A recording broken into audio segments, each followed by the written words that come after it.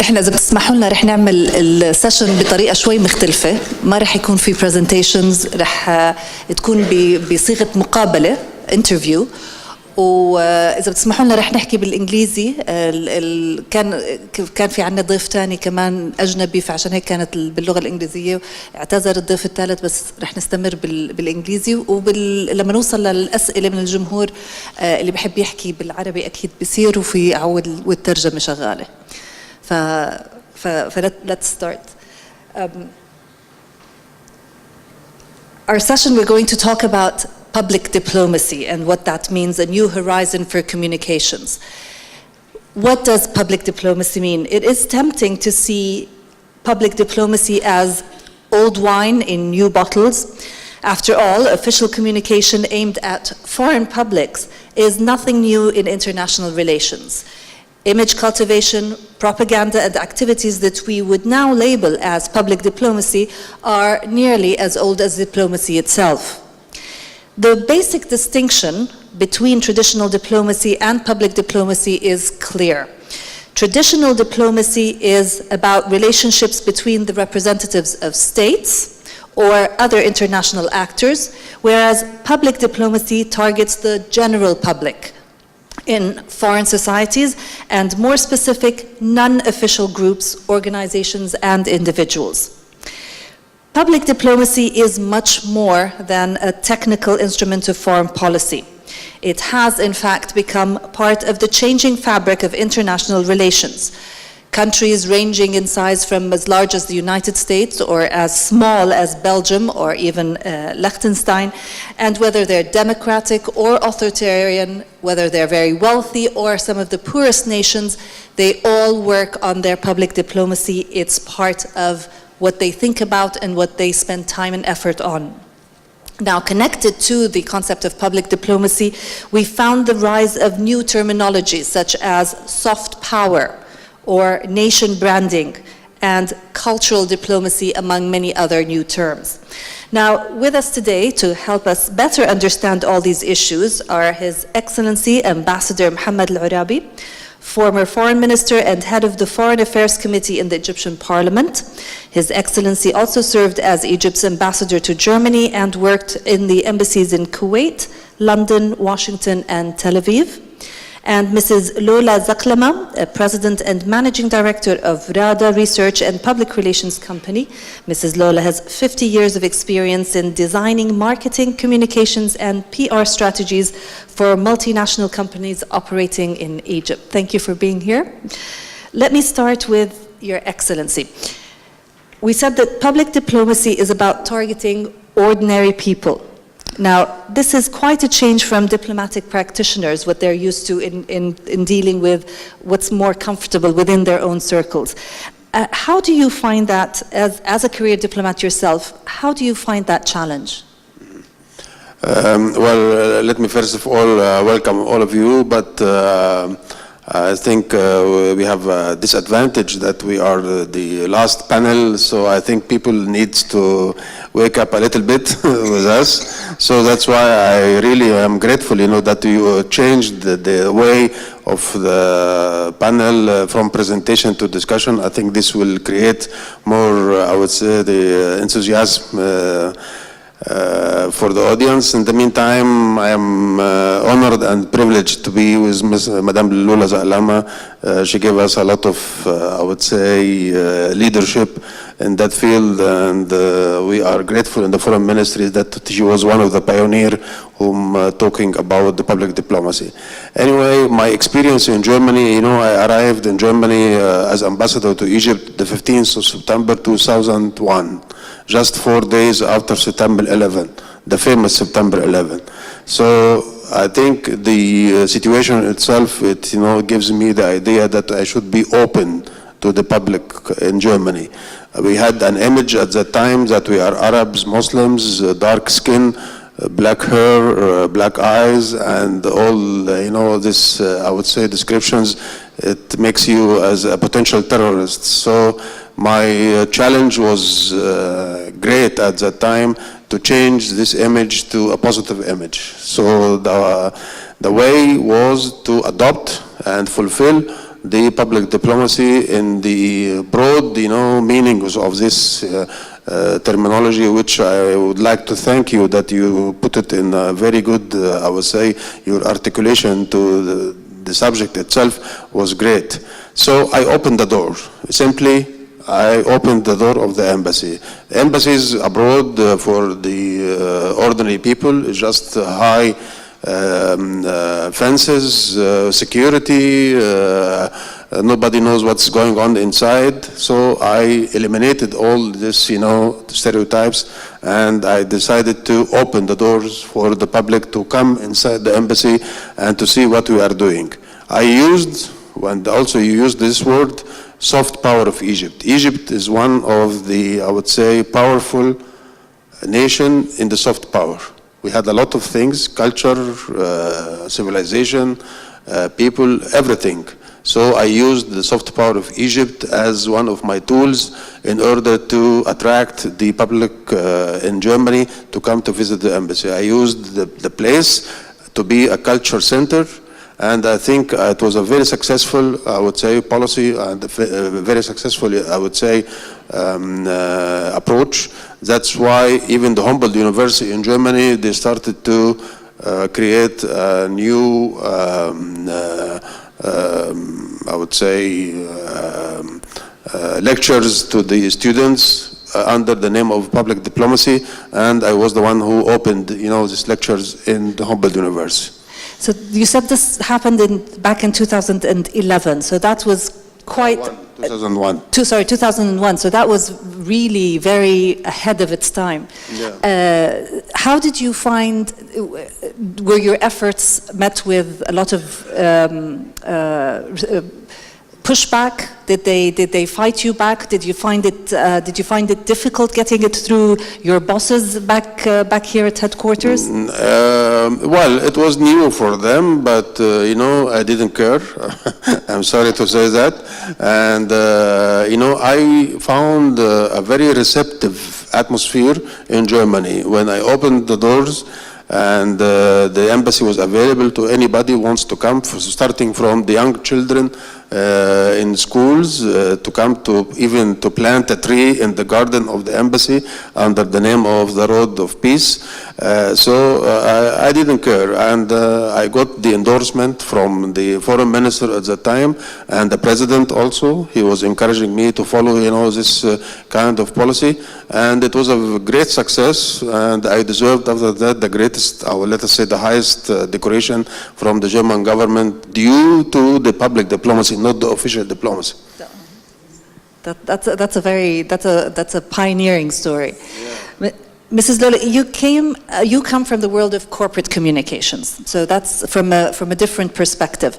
And you say in a paper that you prepared for this conference, and I'm quoting here, the failure of a country's public diplomacy can be repaired by the policy of corporate diplomacy. Can you explain a little bit more what you mean by that? Yes. First, let me thank again Arado and the organizers for giving us the chance to participate in this wonderful conference. It's very difficult for me to follow my dear friend, Minister Arabi. It's very difficult to follow you, but I'll try my best. So thank you for your question. Yes, I believe that, honestly, the failure of a country's public diplomacy can be repaired by corporate diplomacy. Let me give you an example. For example, Rolls-Royce portrays the image of quality in the UK. Boeing portrays the quality of the USA in aircraft manufacturing. So the corporations' business engagement supplements rather than replaces a government work in public diplomacy. So governments and corporations must work together to enhance the reputation of the corporations and their countries. Let me just take the word of corporate diplomacy a little bit further. To me, public diplomacy or corporate diplomacy can be defined or summarized or stated in one word. It's the art of reputation management. That is, reputation means trust of the public in a country or a corporation or a person, and it is based on the policy of public diplomacy. Yes, it's something that not too many governments actually, especially in our part of the world, don't even think about it, that there is a reputation for the country that needs to be managed, and it encompasses a lot more than just their public policy. As the ambassador said, the soft power, that's still a term that we're still trying to understand. Can I just give a quote here, which is such an important quote, it's a quote I borrowed from George Washington, it's not mine. He said, with reputation, you can do anything. Without it, nothing. Reputation is the most valuable, intangible asset. Yes. You gotta go first. Excellent. So today we've seen that with social media, we've got, everybody has a smartphone, information is very readily accessible to everyone at the tip of your fingers. And there's such a deluge of information that we're constantly being bombarded with. Are governments using, especially in our part of the world, are governments using the right tools for today's age, or are we still stuck on the old ways? Can I start with the... Well, yeah, I think the governments, they are stuck to the old ways. And I am sorry to say that even, to practice public diplomacy, it is not part of the instructions of the governments to their embassies abroad. It is, depend on the talent and the behavior of the ambassador himself, if he's able to do such steps or not. So I hope that one day we will have in the handbook of the diplomats, the Arab diplomats, that they should resort to the public diplomacy and try to use the soft power. Some countries actually started this approach, and I should praise the efforts by different Arab countries like United Arab Emirates, Oman, Jordan, Tunisia. I am talking about my experience in Germany. I will try to limit, my experience in public diplomacy to a certain place, which is Germany. And of course, Egypt was, let us say, the leading and driving force in that regard.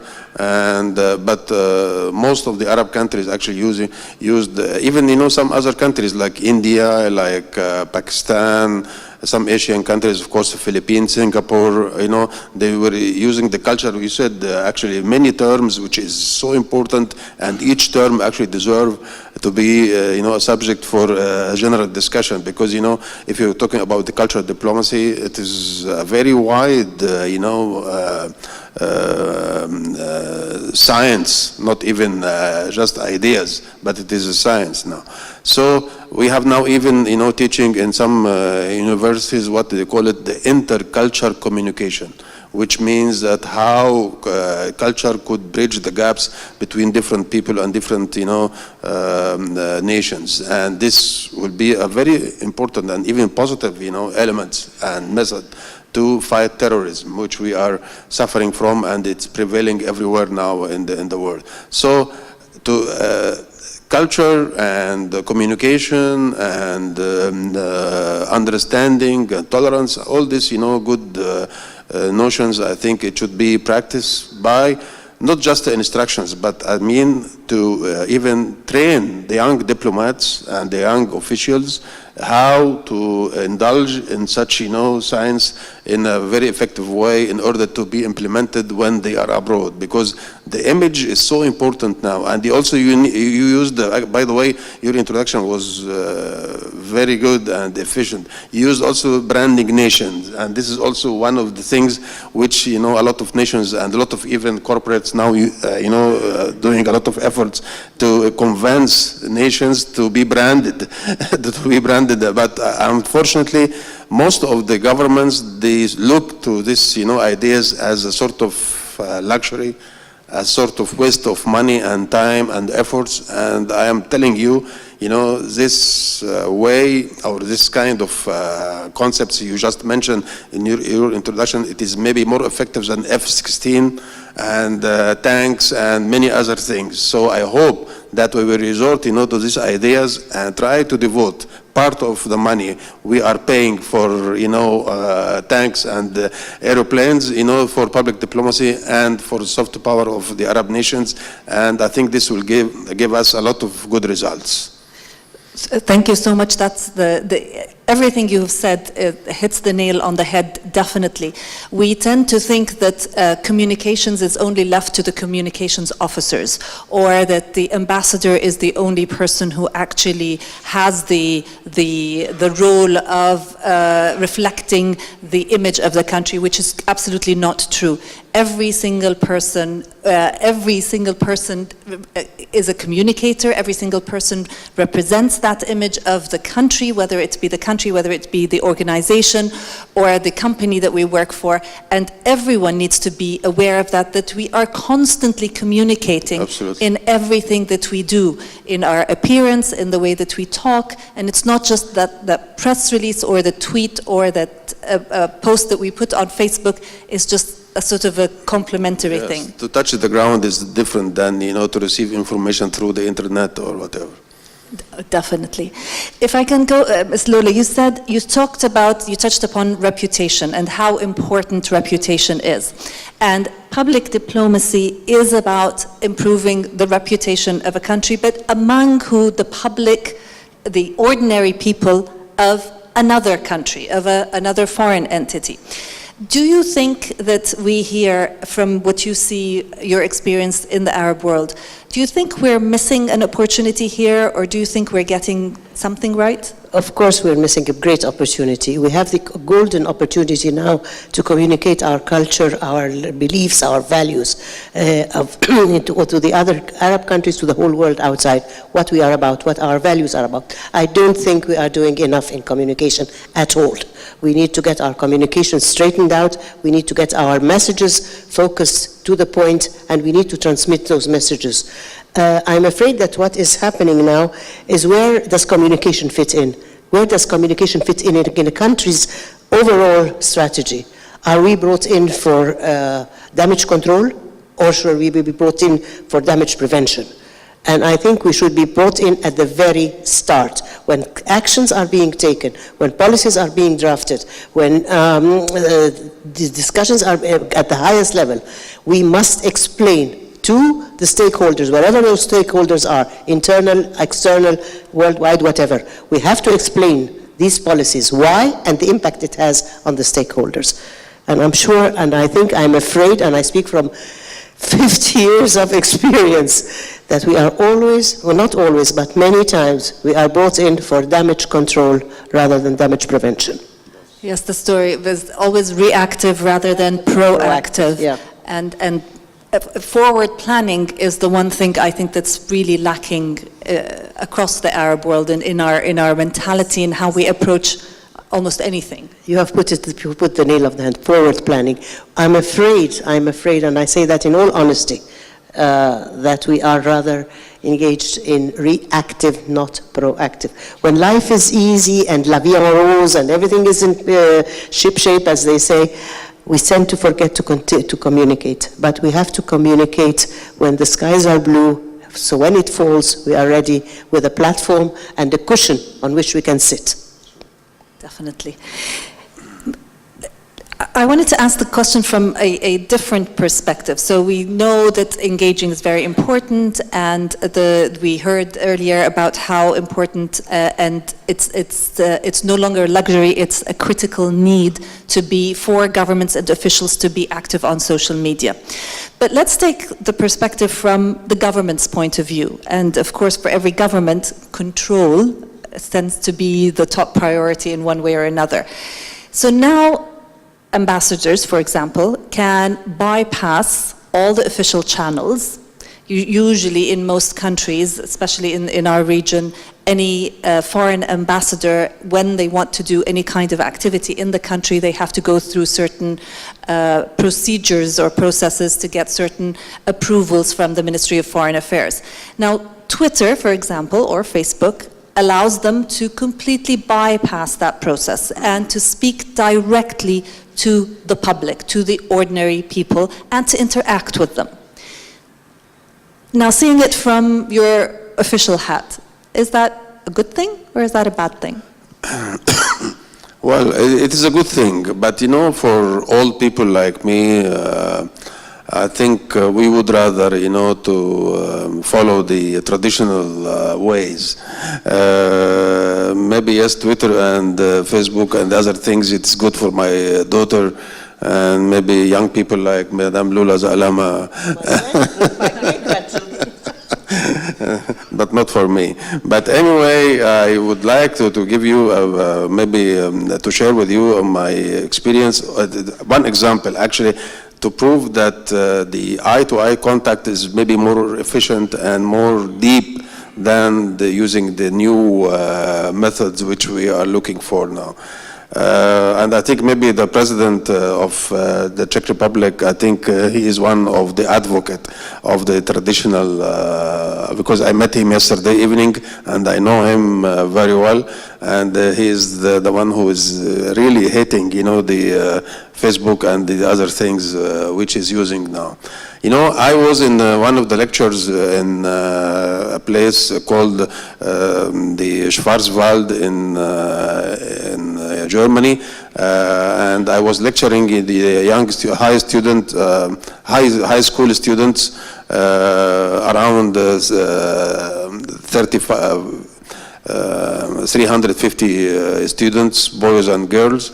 And then I discovered that there was a young girl, she was 17 years old. She came to Egypt 10 times, despite the fact that she is 17 years old, and she never went to the capital of Germany, Berlin.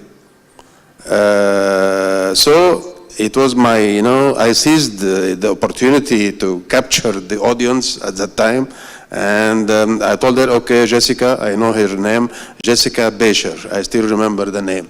I told her, okay, you will be the guest of the ambassador of Egypt in Berlin for 1 week. I will send my car to pick you up from your house, and you will come to stay in the residence of the ambassador of Egypt in Berlin, to see Berlin through the ambassador of Egypt. Okay, that was maybe a normal thing, anybody could use it. But the importance of this, I would say, experience, that when she went back to her home, the newspapers, they met her and they told her, how come you went to strange people, they are Arabs, Muslims, whatever, and you don't know them and all this. So I will tell you that I was capitalizing on her response to them when she was talking about Egypt, about the Egyptians, about how we treated her and all this. She mentioned in details the experience in the newspaper. So I did a very good propaganda to my country. It will not even, if I will pay €1 million, I will not get it. I will not get, an ordinary people without any motivation to thank and to talk highly about my country and about the Egyptians, about the culture, about how we treated her. So it was a very good experience. I cannot reach, the same level of, I would say, encouragement and good words from this young lady through the Twitter or the media things, which is now occurring in every place. But the eye contact, and she came to experience her stay with us for 1 week in Berlin. I think that was maybe more useful than I was even emailing her or sending her Twitter to. And till now, this story is, mentioned, and she will mention it to her children and the neighbors. They know about the issue, and so it will prevail and it will remain forever that one day the Egyptian ambassador in Germany hosted a young German girl in his house, and he gave her the opportunity to see Berlin, her capital, through his movement here and there. That's a brilliant idea, and that's really public diplomacy going directly to the ordinary people The and grassroots. completely outside of the box. You spoke about how important it is to be interculturally intelligent. And of course, Loula, as working in the corporate field, you know whenever you do anything, any kind of communications, 101, the first step is to understand your audience, to understand what's important to them and how do you speak to them. So, and that is the basics of also public diplomacy. Do you see, from your experience, any successful stories, good stories that you can talk about of how people really did understand the public that they were trying to get to? Do you see any Arab country, for example, that's doing well in that field? I don't know very much about what other Arab countries are doing. I know they're doing a lot in communication, but I haven't studied it to the extent of being able to talk about it. But I can talk from the Egyptian perspective, where we have talked a lot. And I remember the days when we had many problems in Egypt, as you well know. We've had terrorists galore. Even in the old days with the Luxor incident, when they killed the tourists in Hatshepsut, we came up with the idea of, we sent a message all over the world, which cost us nothing. We had King Tut, a vision of King Tut, and all he said was, he's putting his hand out and says, Egypt loves you. Come see for yourself. So this was a very simple idea, but it just communicated one thing. It's not, I love Egypt like I love New York. Egypt loves you. And the second part of the slogan said, come see for yourself.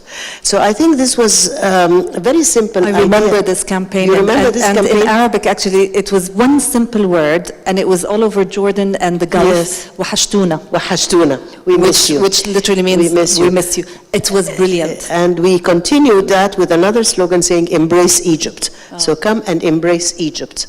It is, I can say that communication is so wide, such a wide scope. The sky is the limit of what you can do in communication.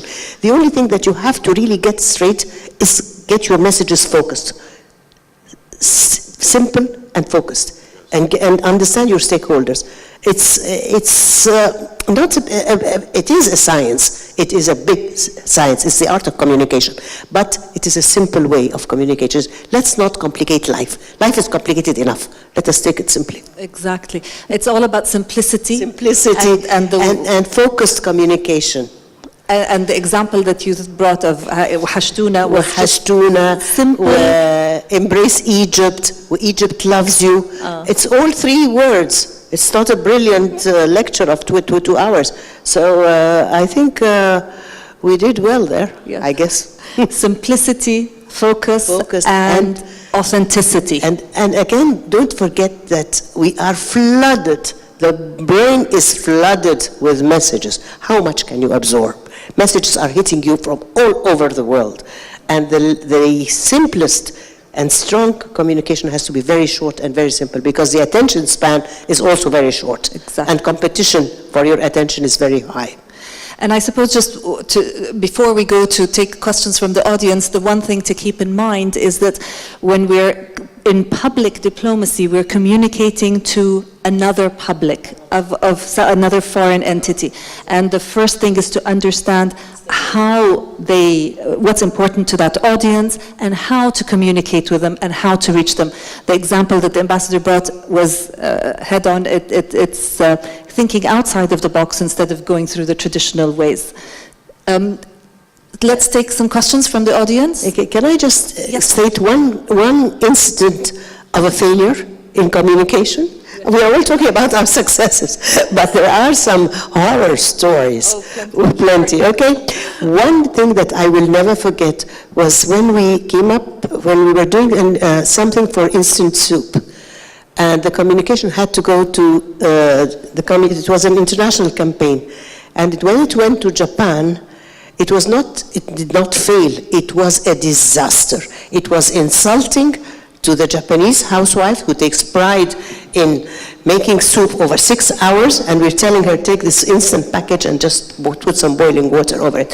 It was a disaster. So what worked in our culture when people are working so hard and they like instant, it worked completely the opposite in Japan. So I think, again, we come back to the point, understand your stakeholders. Yes, and that's a lesson to be learned from the commercial entities, and the governments also need to apply that. It applies to the governments as well, 100%. because you can be really offensive if you don't understand the culture. Yeah. This is the intercultural communication, actually. This is what we call it now, the intercultural communication.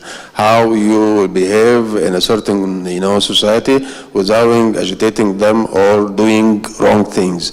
You cannot go to Germany and doing the salute of the Nazis or put, some people, they don't understand that. If you are in, let us say, Japan, that you should present your business card in a certain way to show your respect to the others. So I guess this science is very important, and it is now in some actually universities how you understand the others.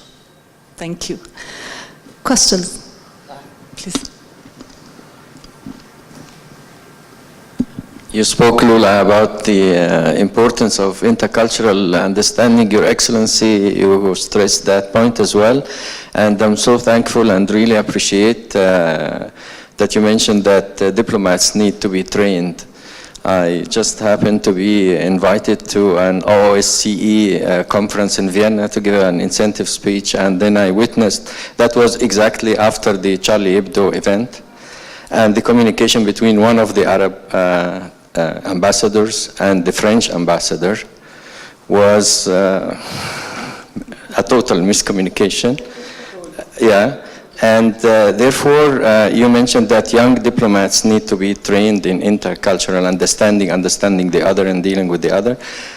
How do you see the training, the education of diplomats at the moment in Egypt and other Arab countries? Would they be able or open in their curricula to include intercultural competence training?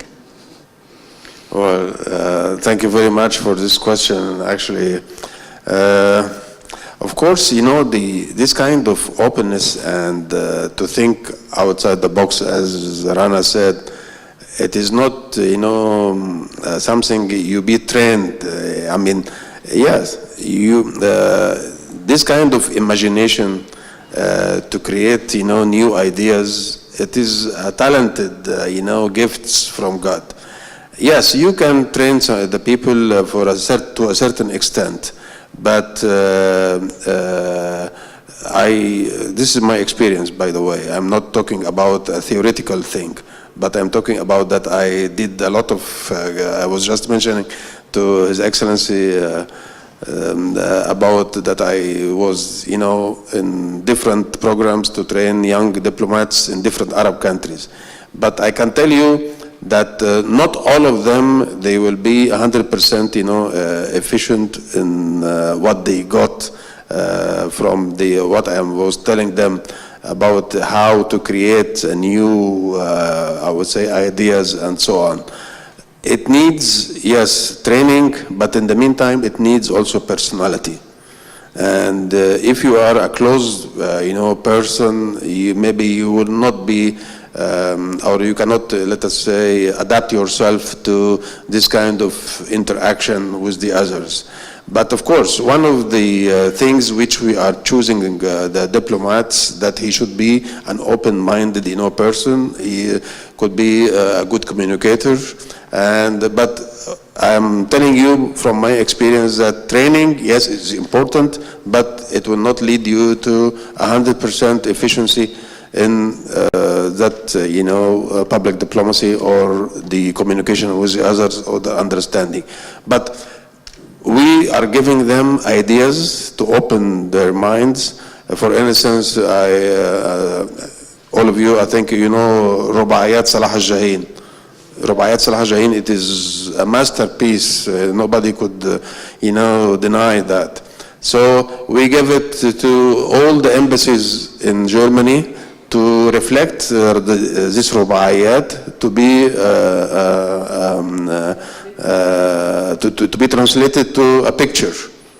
So imagine that a Japanese artist is translating رباعيات صلاح الجاهين to a picture.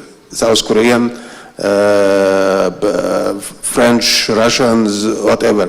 We had 78 picture reflecting رباعيات صلاح الجاهين to a picture by drawing by different artists from all over the world, and it had, you know, the prize of the Foreign Ministry of Germany because it was the best public diplomacy action in the year 2004 at that time. That was a very long time ago.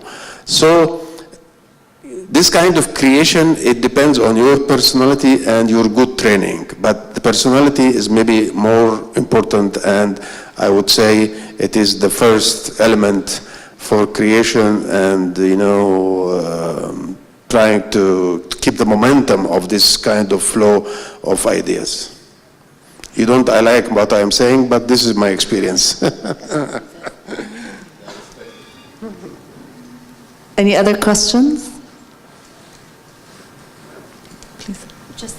Just a follow-on on that, I mean, clearly what we would like to see is this practice being more systematic, generalized. So which country represents the, I mean, in your mind, and from your experience on the ground, has the best public diplomacy? And just give us a concrete example. Thank you. Well, you know, many countries, they are, I would say, following different, you know, examples. I would say, Al-Hurra TV, it was part of the public diplomacy of the United States of America. In the beginning, it was a big failure, but now I think when they start to transmit indirect messages, not a direct message, I think this starts to be more, I would say, acceptable in the mind of the people here in this area. So I would tell you something else. In Germany, they are hosting every year, the best young school, ثانوية عامة from Egypt for at least 1 week or 2 weeks. It depends on the budget. So imagine that a young person coming from Ena and Minya and Asuyut and Aswan, and all of them, they are from the public schools. You took them after the examination, after the result of the exam, put them on the plane going to Germany. Imagine this kind of transformation, you know, it is a huge leap, you know, in their mind. And this year I went with them because I like, you know, this kind of programs to see the changes. Yeah, and believe me, they are different now.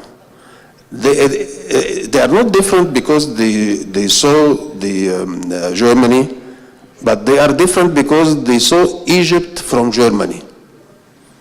They saw how the people there, they respect them because they are Egyptians.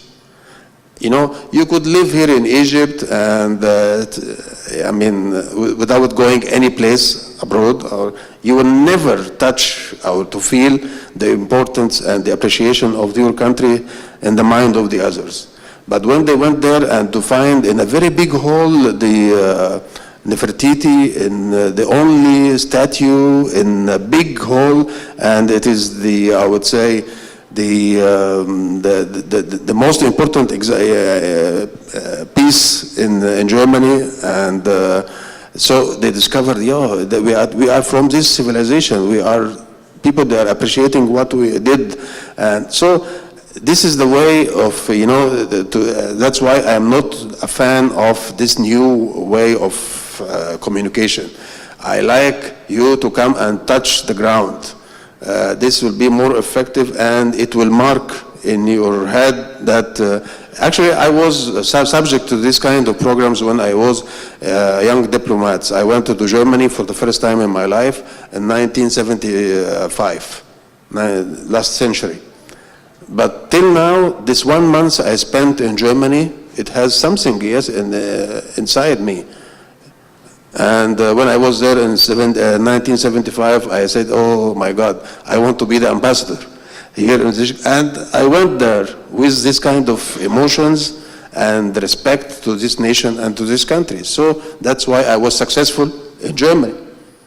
So Of course, now with the economic crisis and the tickets is, for the plane is not available to everybody. So traveling, it's not easy. But I think this is the best way, to eliminate this kind of differences and eliminate even hatred and animosity between people. So we need a lot of programs. We need to work on the grassroots, and this is the most important issue.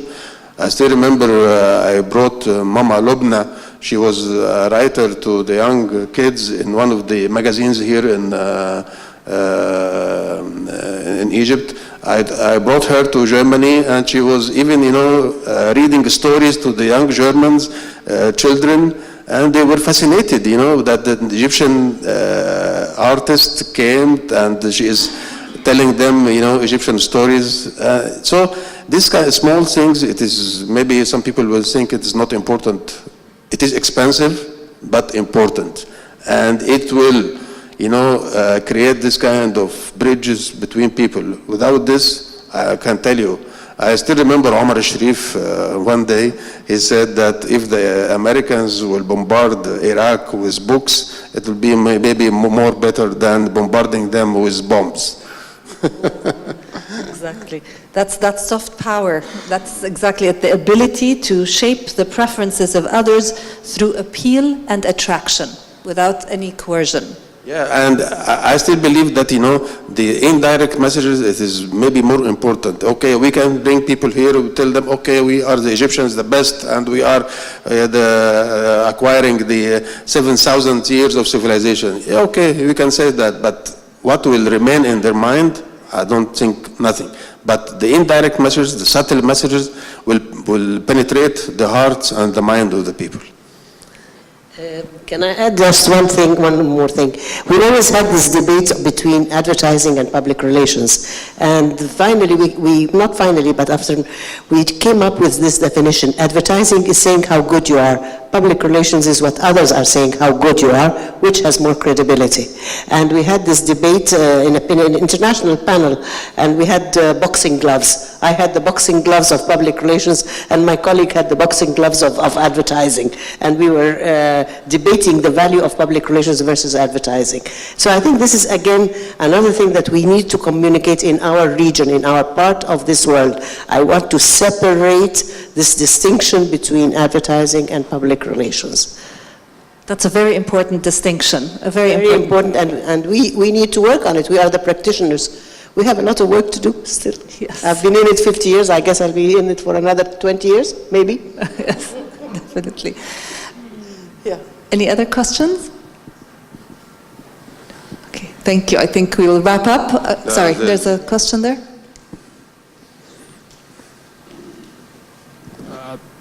بسم الله الرحمن الرحيم.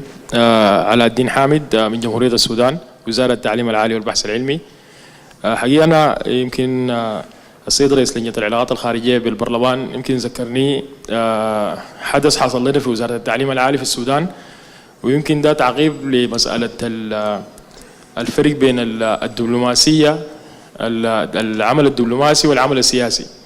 نحن في وزارة التعليم العالي يمكن الدول العربية كلها تعلم أن السودان عنده حظر اقتصادي ما يقارب 20 عام، وقبل فترة جانا زيارة المبعوث الخاص الأمريكي للسودان وفتح المنح بتاعة الفول برايت، ويمكن المسألة دي كانت بمجهود بتاع علاقات عامة لأكاديميين سودانيين.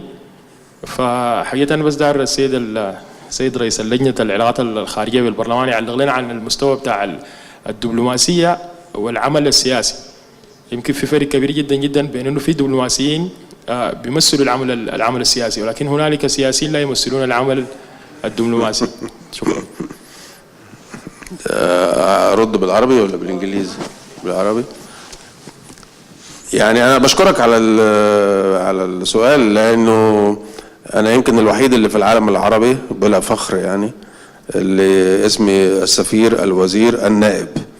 فيعني انا عندي 3 قبعات، والاستاذ بندق يعرف الكلام ده كويس. لكن لكن أنا معاك، الدبلوماسي ليس بالضرورة يكون سياسي، والسياسي ليس بالضرورة أن هو يكون دبلوماسي. في فرق كبير في الأداء، ولكن الكل أو الثلاث أنواع دول لازم يكون عنده قدرة على التواصل مع الآخرين وبالذات مع الجمهور. يعني في فرق بين أنت تتواصل مع زمايلك أو أقرانك سواء كانوا سفراء أو دبلوماسيين أو نواب في البرلمان، وكيف تصل إلى الجمهور. يعني أنا هحكي لك تجربة بالنسبة للسودان. احنا في يناير الماضي منذ سنة تقريبا قررنا ان احنا نعمل دبلوماسية برلمانية شعبية. ده نوع جديد بقى خالص، اختراع. نروح نزور السودان الشقيق. انا من المؤمنين بان السودان ده جزء لا يتجزأ من الامن القومي المصري، ولا يمكن باي حال من الاحوال التفريط في يعني العلاقات معه. فكان تفكيري مع زملائي ان احنا نكون 4 نواب وناخد معانا 6 من الطلبة الشباب اللي هم بعيدين تماما عن فكرة القومية العربية والوحدة العربية. فانتخبنا 6 شباب، هم طلعوا 7 في النهاية، 7 شباب من كلية الاقتصاد والعلوم السياسية أخذناهم معانا، وإحنا 4 أعضاء في مجلس النواب، وسافرنا السودان. ولعلمكم إحنا ما كناش بنتكلم، إحنا كنا بنقول يعني رحنا قابلنا سيد وزير الخارجية، ورحنا حضرنا جلسة من جلسات الحوار الوطني في السودان في مجلس النواب، رحنا قابلنا السيد رئيس مجلس النواب، قابلنا شخصيات كتير وكتاب، وكان معانا ولاد وبنات. لا تتخيل مدى تأثير الزيارة ديت على أولا العلاقة المصرية السودانية، على ال7 أولاد دول أو ال7 شباب اللي جم معانا، اللي هم قاموا وقفوا وكلموا مع وزير الخارجية السوداني هناك وكلموا بصراحة عن العلاقات المصرية السودانية. أنا جايب له حد من المواطن طبيعي عادي، مش زي ولا واحد مدرب على الكلام، ولا واحد رايح يتكلم إنشا، ولا واحد رايح يتكلم لغة يعني صعبة. فتأثير الزيارة ديت على الشباب المصري وعلى الشباب السوداني ايضا، لان التقينا بمجموعه كبيره من الشباب السوداني، لدرجه ان في واحده بنت كانت معانا قالوا لها خليكي قاعده وهنجيب لك زول سوداني. انت عارف طبعا يعني ايه زول؟ زول يعني عريس. فشوف قد ايه احنا بننتقل من الشكل الجامد الرسمي الى انه البنات المصريات لبسوا الزي السوداني وقاموا رقصوا مع البنات السودانيات. كان حاجه تجربه تستحق التسجيل وتستحق انها تبقى كتير. ما ينفعش ان انا، لان طبعا انا اللي بقول لكم انه كل ما يعيق الدبلوماسيه العامه او الدبلوماسيه البرلمانيه هي الماده. فكرة ترتيب زيارة لمجموعة من الشباب المصري عشان يروحوا بالطيارة أو يقعدوا في أوتيل هناك، وكل الحاجات دي محتاجة مصاريف، ونفس الشيء في أي مكان تاني. ولكن احنا بنعمل يعني نماذج بسيطة عملناها في رام الله منذ عدة أيام. ذهبنا إلى رام الله مع الشعب الفلسطيني اللي احنا سايبينه أسير في إيد الإسرائيليين ومحدش سائل، فعملنا تجربة مماثلة هناك، وبنحاول بإمكانيات بسيطة جدا ان احنا يعني نعمل شيء، لأنه زي ما قلت لك في تكاليف كبيرة جدا جدا في الموضوع ده. ولكن اللي بيوحد ال3 ألقاب اللي هي السفير والوزير والنائب، بيوحدهم حاجة واحدة بس، اللي هي القدرة على الاتصال مع الآخرين.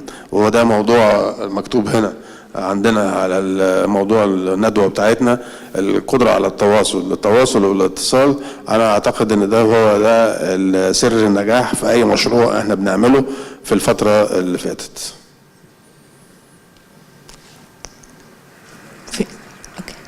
I'm so sorry. Loula, 50 years. Egypt was one of the countries, and I think mass communications is most advanced when you look at the region.